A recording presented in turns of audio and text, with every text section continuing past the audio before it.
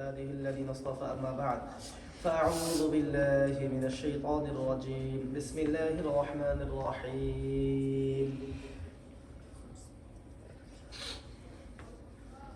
محمد رسول الله والذين معه أشداء على الكفار رحماء بينهم صدق الله مولانا العظيم اللهم صل على سيدنا ونبينا وشفيعنا وحبيبنا ومولانا محمد صلى الله عليه وعلى آله وصحبه وبارك وسلم সকল প্রশংসা আল্লাহ পাক রব্বুল আলামিনের জন্য জ্ঞাপন করছি, যিনি আমাদেরকে আপনাদেরকে আমাদের সবাইকে আল্লাহ পাক এশার নামাজ জামাতের সাথে পড়ার পর আল্লাহ পাক রব্বুল আলামিন তার ঘরে মসজিদে বসে প্রিয় হাবিব মুহাম্মদ রাসূলুল্লাহ সাল্লাল্লাহু আলাইহি সাল্লামের সিরাত এবং জীবন বৃত্তান্ত শোনার জন্য আল্লাহ পাক আমাদেরকে চয়ন করেছেন, নির্বাচন করেছেন। আলহামদুলিল্লাহ।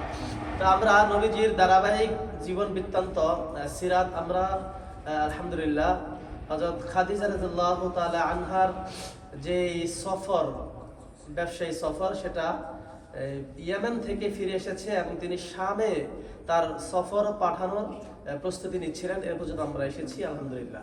তো আমরা আজকে আলোচনা করবো ইনশাআল্লাহ। তো নবীজির চাচা আবু তালেব খাদিজা রাদিয়াল্লাহু তাআলা আনহার কাছে প্রস্তাব নিয়ে এসেছেন। কিসের প্রস্তাব? বিবাহের প্রস্তাব না, এত তাড়াতাড়ি বিবাহ নয়। প্রস্তাব নিয়ে এসেছেন যেন ভাতিজাকে ব্যবসায় কাজে লাগাতে পারে।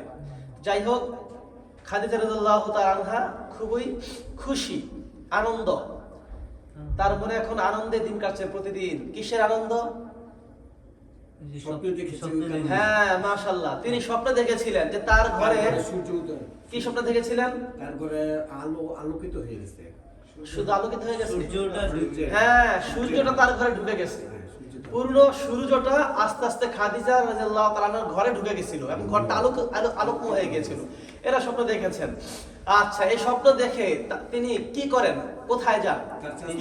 চাচাতো ভাইয়ের কাছে যান। চাচাতো ভাইয়ের নাম কি? Waraqa ibn Nawfal. মাশাআল্লাহ। চাচাতো ভাই ওয়ারাকা ইবনে নওফল কি উত্তর দিলেন? এই স্বপ্নের কি ব্যাখ্যা করলেন? ব্যাখ্যা করলেন যে তুমি আবার বিবাহ হচ্ছে তোমার, তুমি এই স্বপ্ন দেখেছো। হ্যাঁ, তুমি আবার বিবাহ হচ্ছে তোমার, আরেকবার বিবাহ হবে তোমার, না? এই তার এই ব্যাখ্যা শুনে খাদিজা খুব আনন্দিত হলেন। খাদিজা খুব আনন্দিত হলেন। প্রথম বলল যে তুমি কি দুষ্টুমি করছো আমার সাথে। খাদিজা রেগে গেলেন, কারণ তিনি তার বিবাহ বসবেন না। পরপর দুজন স্বামী ইন্তেকাল করেছেন খাদিজা রাদিয়াল্লাহু আনহা। এখন তৃতীয়বার আবার বিবাহ বসবেন, তিনি রেগে গেছেন, তেলে বেগুনে জ্বলে উঠেছেন। তুমি আমার সাথে ঠাট্টা করছো নাকি? তারপর তার এই উত্তরে ওয়ারাকা ইবনে নওফল কি উত্তর দিলেন পুনরায়? যে না, এই স্বপ্নের মর্ম এই হচ্ছে যে তোমার আবার বিবাহ হচ্ছে। সে আবার ভাইয়ের কাছে জানতে চাইলো যে ভাই তুমি চিন্তা করে আমাকে এটা পরে এই স্বপ্নের ব্যাখ্যা কি? জি। তখন তিনি কি ব্যাখ্যা দিলেন? তখন ব্যাখ্যা দিলেন যে না, এই স্বপ্নের ব্যাখ্যা হলো তোমার ঘরে আলোকিত হচ্ছে, তোমার আবার একটা বিয়ে হচ্ছে। হ্যাঁ, শুধু বিয়ে না, তিনি বললেন যে তোমার তাকে একেবারে 100% বিশ্বাস দেওয়ার জন্য যে তোমার স্বপ্নটা সত্য, আমি ঠাট্টা করছি না, তোমার বিবাহ হবে সাধারণ মানুষের সাথে নয়, বরং একজন নবীর সাথে।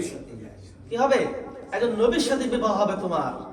হ্যাঁ, এবং সেই নবী আমাদের আরব থেকেই আবির্ভাব হবেন, অন্য কোনো দূর দেশ থেকে নয়। তখন খাদিজা কিছুটা শান্ত হলেন, নরম হলেন এবং তিনি বিশ্বাস করলেন। আবার কেন যেন বিশ্বাস করতে চাচ্ছিলেন না যে আমার বিবাহ নবীর সাথে হবে। যাই হোক, তিনি এই সংবাদ শুনে খুশির আনন্দ আত্মহারা হয়ে গেলেন। তো তার এবং পরবর্তী তার সেই ইয়েমেন থেকে ব্যবসা আসলো, ব্যবসা তো খুব লাভবান হলো, অনেক লাভবান হলো। এই ব্যবসা লাভবান তিনি আরো খুশি হলেন এবং এখন পরবর্তী সফর শামে তিনি ব্যবসা পাঠাবেন। শামে তো শামের প্রস্তুতি নিচ্ছিলেন। এমন সময় আবু তালেব, নবীজির চাচা আবু তালেব, সে তার প্রস্তাব নিয়ে আসলো খাদিজার কাছে যে খাদিজা তার সাথে দীর্ঘ আলাপ আলোচনায় রত ছিলেন, আলাপ আলোচনা করলেন। খাদিজা ব্যবসার বিভিন্ন কলা কৌশল, ব্যবসার এদিক সেদিক তাকে শোনাচ্ছিলেন আবু তালেবকে যে আমার ব্যবসা খুব ভালো লাভবান হচ্ছে আলহামদুলিল্লাহ, আমার যে শ্রমিকরা এরাও কি খুবই কর্মঠ এবং দায়িত্ববান, এরা খুব সুন্দর আমার কাজ করে দেয়, বিশ্বস্ত। হ্যাঁ, তারা খুবই দক্ষ হয়ে গেছে আমার শ্রমিকরা। এভাবে তাদের প্রশংসা করতে লাগলেন। তখন এক পর্যায়ে আবু তালেব কিভাবে প্রস্তাবটা দিবেন ভেবে পাচ্ছিলেন না। তখন এই সুযোগে শ্রমিকের কথা যখন আসছে, তখন তিনি এই ফাঁকে একটা প্রস্তাব ঢুকাই দিয়েছিলেন। আবু তালেব কি বললেন যে খাদিজা, আমার একজন ভাতিজা আছে, তার নাম মোহাম্মদ, তুমি হয়তো শুনে থাকবে, জেনে থাকবে অবশ্যই, তো তার ব্যাপারে তোমার কি মত? তখন বলল যে আমি তোমার যে শামে যে সফর পাঠাচ্ছ, ব্যবসায়ী সফর, সেই শামের সফরের সাথে আমার ভাতিজা মোহাম্মদকে কি একটু দেওয়া যায়, তাকে কি পাঠানো যায় সফরের সাথে? সেও শ্রমিক হিসেবে তোমার ব্যবসায়িক একজন কর্মচারী হিসেবে যাবে, তো আমি চাচ্ছি যে সেও যেন তোমার সফরে যোগদান করে, তো এতে কি নেওয়া যায় কিনা, তুমি কি কি কি মনে করো? তখন খাদিজা রাদিয়াল্লাহু তাআলা বললেন যে হ্যাঁ, মুহাম্মদের ব্যাপারে আমি জানি, শুনি, এবং সে একজন আদর্শ যুবক, মক্কায় খুবই পরিচিত তার নাম, খুবই প্রসার প্রচার, সবার মুখোমুখি তার বিশ্বস্ততার ব্যাপারে গুণগান গুঞ্জরিত হয়, এটা আমি জানা আছে। তো সে ছোটকালে কি বরং তার জন্মের আগে পূর্বে তার পিতাকে হারিয়েছেন তিনি, এবং জন্মের পরক্ষণেই তিনি তার মাকে হারিয়েছেন, এবং তার যখন অল্প বয়স হয় দাদাকে তিনি হারালেন, এখন আপনার কোলে তিনি আছেন। হ্যাঁ, তো এই জন্য আমি তাকে ব্যাপারে জানি, খুবই আদর্শবান যুবক, তার মতো যুবক এই মক্কাতে নেই, এটা আমি জানি। কিন্তু আবু তালেব সে যে ব্যবসা যাবে শামে, কিন্তু তার তো পূর্ব সে অভিজ্ঞতা নেই, তাহলে কি করেন তাকে ব্যবসায় পাঠাই পূর্ব অভিজ্ঞতা ছাড়া? এটা খাদিজা বললেন। তাকে আবার কোনো বিশ্বস্ততার ব্যাপারে কোনো সন্দেহ নেই, আমানতদারের ব্যাপারে সন্দেহ নেই, তাকে ব্যবসা পাঠালে যথেষ্ট আমানতদারিতার সাথে সে ব্যবসা করবে, কিন্তু অভিজ্ঞতার একটু প্রয়োজন আছে।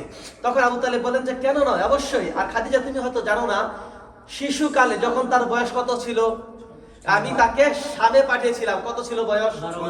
6 বছর। তো তার আম্মা মারা গেছেন, 12 বছর বয়স ছিল, মাশাআল্লাহ। তো খাদিজা 12 বছর যখন হন, তখন আমি আমার সাথে করে আমার ভাতিজা মোহাম্মদকে নিয়ে শামে গিয়েছিলাম ব্যবসা সফরের উদ্দেশ্যে। তাই তার পূর্ব অভিজ্ঞতা নেই এমনটা ঠিক নয়, বরং তার পূর্ব অভিজ্ঞতা যথেষ্ট রয়েছে, এবং খুব সে খুবই কলা কৌশলের সাথে এবং খুব সুনিপুণ ভাবে সে কি করেছিল, সে ব্যবসা কাজ সমাধান করেছিল মোটামুটি আমার সাথে, এজন্য তার পূর্ব অভিজ্ঞতা রয়েছে। তাই তুমি তাকে ব্যবসা নিতে পারো খাদিজা, দেখো কেমন হয়। তখন আবু তালেবের মুখে এমনটা শুনে খাদিজা খুবই খুশি হলেন এবং আনন্দ আপ্লুত হলেন। আর মোহাম্মদ নামটা শুনে তার হৃদয়ে কেমন যেন একটা দোলা দিল, হ্যাঁ, আনন্দের দোলা, যে মোহাম্মদ নামটা মধুর দোলা না, যেমন তার কর্ণকুহরে পড়তেই কেন যেন একটা খুশি খুশি লাগলো, যে এই নামটা কেন যেন শুনেছি বা কেমন যেন একটু আপন লাগছে। তাই তিনি আর কথা বাড়ালেন না, তিনি বলেন যে আবু তালেব, তুমি যেহেতু প্রস্তাব নিয়ে আসছো তোমার ভাতিজা বাবুর, অবশ্যই এটা তোমার কাছের এবং খুবই আপন মানুষ, হ্যাঁ, তুমি তার অন্য কারো প্রস্তাব নিয়ে এসো নেই, যেহেতু তোমার আপন রক্তের ভাতিজার ব্যাপারে প্রস্তাব নিয়ে এসছো, আর সেটা সাধারণ যুবক নয়, এক আদর্শবান যুবক, অবশ্যই আমি তাকে ব্যবসায় নিব, আমি রাজি তোমার প্রস্তাবে। তখন আবু তালেব খুবই ঝলক খুশির একটা হাসি দিলেন তিনি। হ্যাঁ, হাসি দেওয়ার পর তখন তিনি আরেকটা কথা বলতে চাইলেন যে খাদিজা, যে মুহাম্মদের ব্যাপারে যদি আরেকটু একটু বলতে, খাদিজার মুখের থেকে কথা টেনে নিয়ে বললেন যে আবু তালেব, তুমি কি বলতে চাচ্ছ আমি জানি, কি বলবা তুমি, তার বেতনের ব্যাপারে বলতে চাচ্ছ তো, কোনো সমস্যা নেই, আমি মুহাম্মদকে আমার কর্মচারীদের থেকে সবচেয়ে উৎকৃষ্ট মানের বেতন দিব, সবচেয়ে সম্মানিত বেতন, সবচেয়ে বেশি বেতন আমি মোহাম্মদকে দিব, আপনি ব্যাপারে কোনো টেনশন করবেন না, কারণ তার ব্যাপারে আমি জানি এতিম ছেলে, এজন্য কোনো সমস্যা নেই, আমি তাকে সবচেয়ে বেশি বেতন দেব, আপনি তাকে আমার কাছে পাঠিয়ে দিবেন। এই কথা বলে বাস আবু তালেব খুব খুশি হয়ে খাদিজার কাছ থেকে তিনি পৃষ্ঠ প্রদর্শন করেন এবং তিনি ফিরে গেলেন তার বাড়িতে মুহাম্মদ নবী সাল্লাল্লাহু আলাইহি ওয়াসাল্লামের কাছে, এই প্রস্তাব নিয়ে যে তিনি রাজি হয়েছেন।